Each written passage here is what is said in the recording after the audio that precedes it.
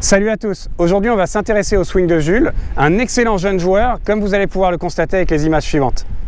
Alors Jules, avant toute chose, quand je commence une analyse de swing, j'aime bien parler des bonnes choses, j'aime bien parler des acquis de l'élève. Et dans ton cas, on va voir que des acquis, tu en as beaucoup. Tu as déjà un très bon swing de golf.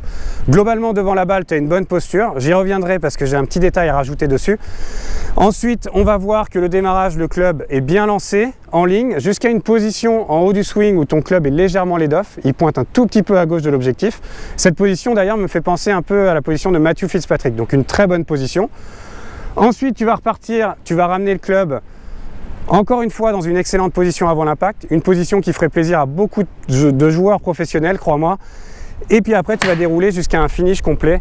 Bref, un très beau swing de golf, bien meilleur que les 10,5 de handicap que tu nous as annoncé dans ton message.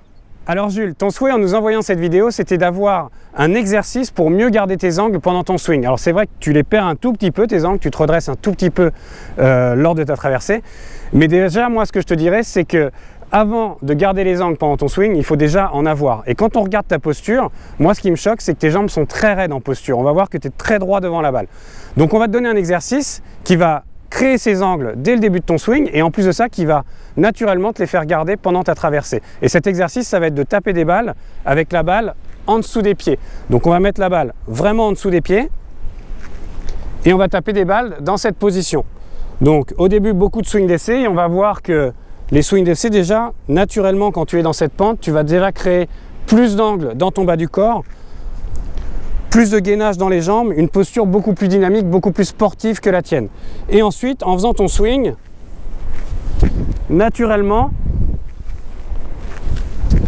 tu vas beaucoup plus garder tes angles au travers de la balle. Donc, en position, beaucoup de swing d'essai au début pour t'habituer. Et une fois que tu sens bien le mouvement, tu peux taper la balle. Jules, si jamais tu n'as pas de pente sur ton practice, tu peux aussi faire cet exercice en retournant un bac de balle pour simuler la pente. Un exercice qui, je résume, aura 3 bénéfices pour toi. Premièrement, une posture plus dynamique avec plus d'angles, plus sportif. Deuxièmement, une meilleure conservation des angles dans la traversée. C'est ce que tu souhaitais au début.